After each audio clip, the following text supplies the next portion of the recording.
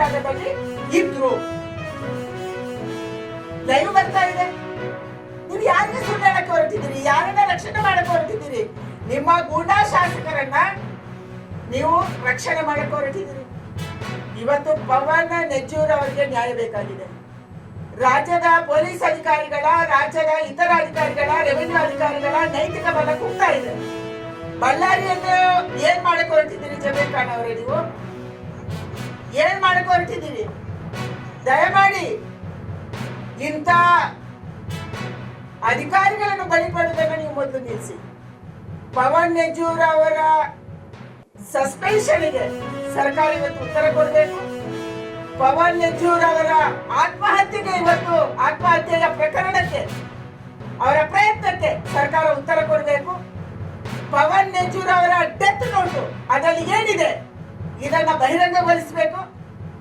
ಯಾವ ಅಧಿಕಾರಿಗಳು ಇದರಲ್ಲಿ ಶಾಮೀಲಾಗಿದ್ದಾರೆ, ಯಾರ ಹೆಸರನ್ನು ಅವರು ಬರೆದಿಟ್ಟಿದ್ದಾರೆ, ಇದು ಆಚೆ ಬರಬೇಕು.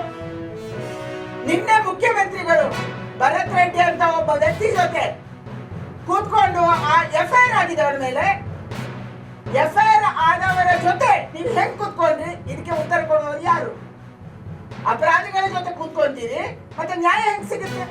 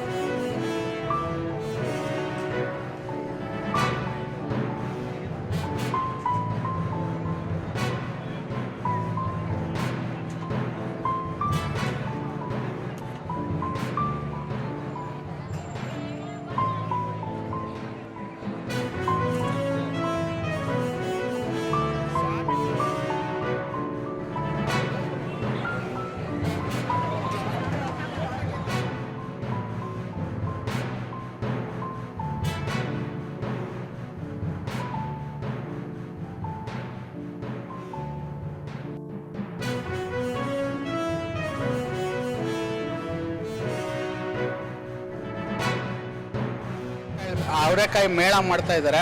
ಅದರಿಂದ ನಾವು ಅವರೆಕಾಯಿ ಮೇಳದಲ್ಲಿ ಭಾಗಿಯಾಗಿ ನಿಮಗೆ ಅವರೆಕಾಯಿ ಇದು ಮಿಕ್ಸ್ಚರ್ ಎಲ್ಲ ಮಾಡ್ತಾ ಇದ್ದೀರಿ.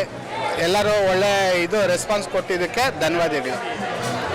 ನಿಮಗೆ ಗೋಡಂಬಿ ಅವರೆಕಾಯಿ ಸಿಗುತ್ತೆ, ಕಾಂಗ್ರೆಸ್ ಅವರೆಕಾಯಿ ಸಿಗುತ್ತೆ, ಬೆಳ್ಳುಳ್ಳಿ ಹಾಕಿ ಸ್ಪೆಷಲ್ ಆಗಿ ಅವರೆಕಾಯಿನ ನಾವು ಮಾಡಿದ್ದೀರಿ.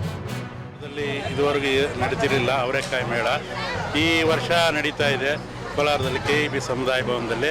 ತುಂಬ ಚೆನ್ನಾಗಿ ಬರ್ತಾ ಇದೆ. ನಾವು ಕೂಡ ಬಂದಿದ್ದೀವಿ, ಎಲ್ಲ ಥರ ಸಿಹಿ ಖಾದ್ಯಗಳನ್ನ ತಿಂದಿವಿ. ತುಂಬ ಚೆನ್ನಾಗಿದೆ, ಹೋಳಿಗೆ ಚೆನ್ನಾಗಿದೆ, ಇಲ್ಲಿ ಪಕೋಡ ಚೆನ್ನಾಗಿದೆ, ಅವರೆಕಾಯಿ ಪಕೋಡ, ಅವರೆಕಾಯಿ ರೈಸು ಚೆನ್ನಾಗಿದೆ, ತುಂಬ ಚೆನ್ನಾಗಿ ಬರ್ತಾ ಇದೆ. ಜನನು ಹಂಗೆ ರೆಸ್ಪಾನ್ಸ್ ಮಾಡ್ತಾರೆ, ತುಂಬ ಕಾತುರದಿಂದ ಇದ್ದಾರೆ. ಇನ್ನೂ ಐಟಮ್ಸ್ ಯಾವ ರೀತಿ ಕೊಡ್ಬೋದು, ಯಾವ ರೀತಿ ತಗೋಬೋದು ನಾವು ಅಂತ. ಬಟ್ ನಮ್ಮ ಕೈಲಿ ಅಷ್ಟು ಐಟಮ್ ಕೊಡೋಕೆ ಆಗದಿರಿದ್ರು ನಮ್ಮಲ್ಲಿ ಹಲ್ವಾ ಫೇಮಸ್ ಇದೆ. ಈಗ ಹಲ್ವಾ, ಜಾಮೂನು, ಅವರೆಬೇಳೆ ಜಾಮೂನು, ಅವರೆಬೇಳೆ ಒಬ್ಬಟ್ಟು ಎಲ್ಲ ಸ್ವಲ್ಪ ಮಿಕ್ಸರು ಎಲ್ಲ ಫೇಮಸ್ ಇದೆ. ಅದರಿಂದ ನಮಗೆ ಜಾಸ್ತಿ ಹೋಗ್ತಾ ಇರೋದು ಹಲ್ವಾನೇ. ಕೋಲಾರಲ್ಲಿ ಅವರೆಕಾಯಿ ಮೇಳ ನಡೀತಾ ಇದೆ. ತುಂಬ ಖಾದ್ಯಗಳು ಎಲ್ಲ ಇದೆ, ಚೆನ್ನಾಗಿದೆ. ಅವರೆಕಾಯಿ ಸೊಗಡು ಬಂದಿರೋದ್ರಿಂದ ಇವಾಗ ಅವರೆಕಾಯಿ ಕಾಲ ಆದ್ರಿಂದ ಚೆನ್ನಾಗಿ ಇದು ಅವರೆಕಾಯಿ ಮೇಳ ಎಲ್ಲ ಚೆನ್ನಾಗಿ ನಡೀತಾ ಇದೆ. ತುಂಬ ಖಾದ್ಯಗಳಿದೆ, ರುಚಿಯಾಗಿದೆ.